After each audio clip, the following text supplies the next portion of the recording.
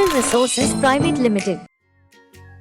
Wood apple resources में आप सभी का स्वागत है। कक्षा दूसरी हिंदी। मैं आपकी शिक्षिका धरा हूँ और ये हैं आपके दोस्त। मैं वुप्पी। मैं हैप्पी। बच्चों, आज हम पढ़ने वाले हैं पाठ 5 संक्रांति। इस पाठ के माध्यम से हम संक्रांति त्योहार के बारे में जानेंगे। वुप्पी, यह क्या है? यह पतंग है। तुम्हें पता है इसे किस त्योहार पर उड़ाया जाता है? नहीं, किस त्योहार पर उड़ाते हैं? संक्रांति पर। यह कौन सा त्योहार है? आओ, मैं तुम्हें संक्रांति त्योहार के बारे में एक कहानी के द्वारा बताती हूँ। इस कहानी में चटोरी एक चींटी है, पक पक एक तोता है और चंपू एक चूहा है। आसमान में सुंदर सुंदर पतंगें उड़ती हुई देख पक पक तोता हैरान हो जाता है और चटोरी चींटी से पूछता है, चटोरी, आज क्या है जो आसमान में पतंगे उड़ रही हैं और लोग सूर्य को अर्घ्य दे रहे हैं? पक पक, हमारे देश में अलग अलग प्रकार से अनेक त्योहार मनाए जाते हैं। उन्हीं में से एक त्योहार मकर संक्रांति भी है। चटोरी, मकर संक्रांति का त्योहार कैसे मनाते हैं? इस दिन सुबह जल्दी उठकर स्नान करके सूर्य को जल चढ़ाकर अच्छे स्वास्थ्य की प्रार्थना करते हैं। शिक्षिका जी, सूर्य को अर्घ्य कैसे देते हैं?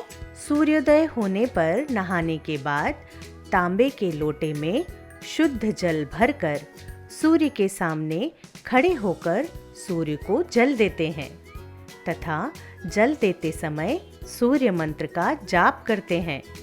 बच्चों, हम सभी को रोज सूर्य को अर्घ्य देना चाहिए।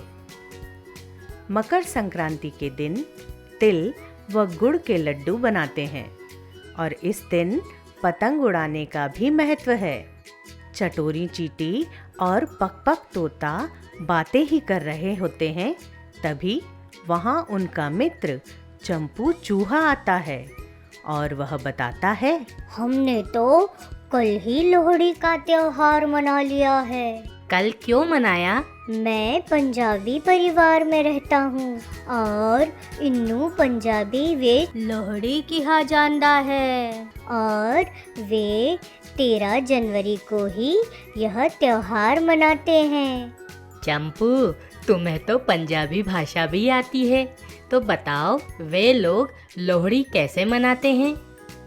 मकर संक्रांति के दिन पहले रात में घर के बाहर खुले स्थान में परिवार के सभी सदस्य और आस पड़ोस के लोग आग के आसपास घेरा बनाकर बैठते हैं और आग में तिल, गुड़ और मक्का की धानी अर्पित करते हैं व पूजा करते हैं, ढोल बजाते हैं तथा नाचते गाते हैं। मूंगफली, तिल और गुड़ की मिठाइयाँ खाते हैं। चंपू भाई, भारत के अलग अलग राज्यों में इस त्योहार को अलग अलग नामों से जाना जाता है, जैसे तमिलनाडु में पोंगल, केरल में ओणम, असम में बिहू तथा उत्तराखंड में घुघुतिया। अरे वाह, संक्रांति त्योहार तो बड़ा मजेदार है। तो बच्चों, इस पाठ से आपने जाना कि संक्रांति का त्योहार कैसे मनाते हैं तथा अलग अलग राज्य में यह किस किस नाम से जाना जाता है। व्याकरण, वचन। आओ बच्चों, जाने वचन के बारे में। बच्चों, बगीचे के चित्र को ध्यान से देखिए। बगीचे में एक बड़ा पेड़ दिख रहा है। एक लड़की साइकिल चला रही है। बगीचे में एक झूला है। पेड़ के नीचे एक बेंच है। 2 बच्चे बेंच पर बैठे हैं। घोंसले में चिड़ियां बैठी हैं। बगीचे में सुंदर तितलियां हैं। चित्र में साइकिल, झूला तथा बेंच एक एक दिख रहे हैं। साइकिल, झूला तथा बेंच इन शब्दों से उनके एक होने का पता चल रहा है। इसी तरह बच्चों, चिड़िया तथा तितलियां शब्दों से उनके अनेक होने का पता चल रहा है। शब्द के जिस रूप से उसके एक या अनेक होने का बोध होता है उसे वचन कहते हैं। बच्चों, हम वचन को कविता के द्वारा समझते हैं। वचन किसी चीज की संख्या का पता हमें बतलाता। एक अनेक रूप हैं जिसके, वही वचन कहलाता। एक वचन में आती है चीज हमेशा एक, बहुवचन में आती हैं चीजें सदा अनेक। कपड़ा, कपड़े, पत्ता, पत्ते, ये हैं एक अनेक। चूहा, चूहे, छाता, छाते, ये भी हैं एक अनेक। घड़ी, घड़ियाँ, तितली, तितलियाँ, बोलो इनको ऐसे। झंडा, झंडे, गन्ना, गन्ने, ये भी इनके जैसे। नीचे दिए गए शब्दों को कर लो तुम याद। आ जाएगा वचन समझ में, हो जाओ तैयार। जैसे एक वचन में पुस्तक, आँख, वस्तु।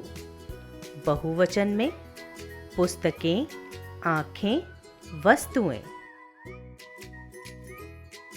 वचन दो प्रकार के होते हैं, एक वचन और बहुवचन।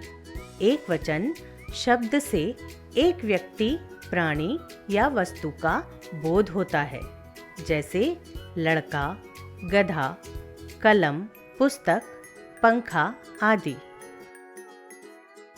बहुवचन शब्द से दो या दो से अधिक व्यक्ति, प्राणी या वस्तु का बोध होता है, जैसे लड़के, गधे, कलमें, पुस्तकें, पंखे आदि।